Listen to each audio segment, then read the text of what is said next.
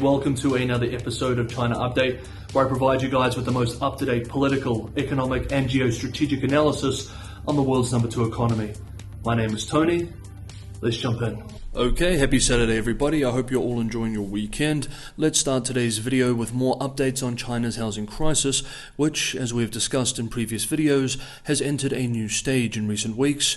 Beijing has made it clear through words and actions that it wishes to pull back from its deleveraging campaign and revive the battered industry as much as possible.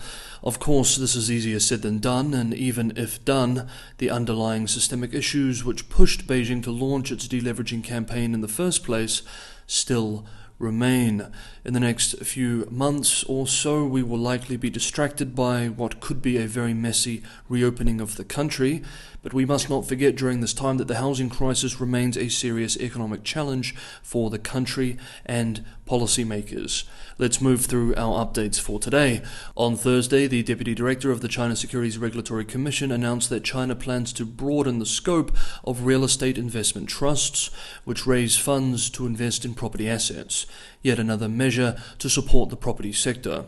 Chinese financial media outlet Yicai writes that while REIT are popular in developed economies, China, quote, has been wary to use them partly out of concern that they could further fuel housing price inflation, end quote. The securities regulator on Thursday said that it will accelerate the development of affordable rental housing projects in the real estate investment trust market and consider, quote, expanding a REIT pilot program to include market-oriented long-term rental and commercial real estate sectors. End quote. According to government data, to date 24 infrastructure REITs were approved and 22 sold shares, raising more than 75 billion RMB, $10.8 billion US. Meanwhile, the annual Central Economic Work Conference, where policymakers are expected to discuss next year's goals, including the gross domestic product target and the budget deficit, will likely start next week. In a telling move, Bloomberg is reporting, citing unnamed sources, that the conference may drop the phrase, housing is for living in, not for speculation, which has been in use for well over half a decade now. If the drop is made, it would be a big deal and a powerful signal from Beijing that it is going to look the other way if speculative money pours back into the housing sector. It would also be a sign of just how desperate Beijing is getting to revive the housing market.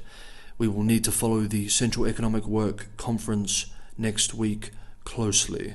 For the housing market on the demand side, however, there may be no turning back. Already incredibly expensive by every metric, and with the housing crisis, smashed confidence in the wealth creation effects of home ownership could well accelerate the trend of young families choosing to rent. And why wouldn't they? As we can see here, house prices are more than 500 times monthly rent in China's biggest cities. That's over 40 years worth of rent. The research department of China International Capital Corporation forecasts that the number of Chinese renting will likely grow by 200 million people to reach 300 million by 2023. Moving back to the supply side, more major developers continue to take advantage of recent easing measures.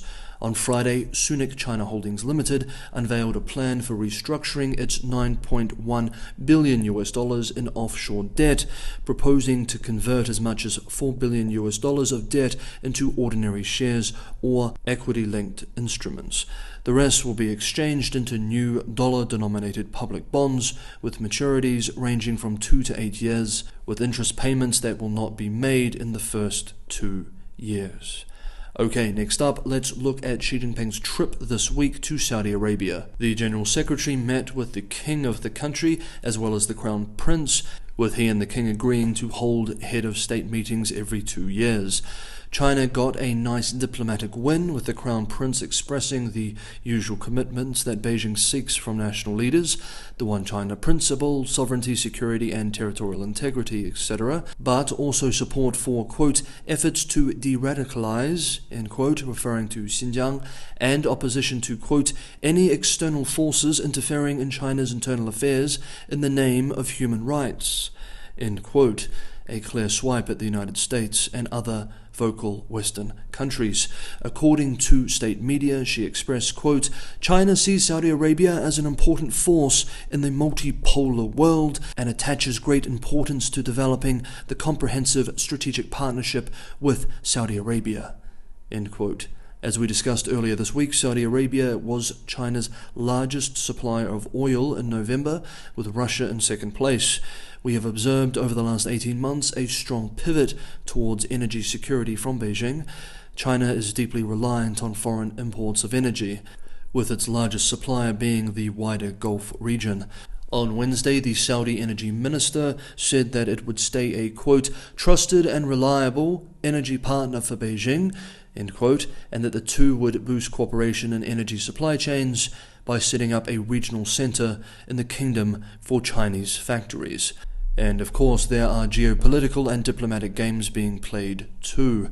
Quote, the US is facing a paradox. It wants the Middle East countries to cooperate with it on the Ukraine-China conflict, but it has neither the ability nor willingness to bring benefits to regional countries.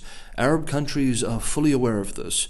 Arab countries are clear about where their interests lie: stable and long-term markets, emerging communication fields, and infrastructure construction, such as seaports, are areas that attract them to cooperate with China. End quote.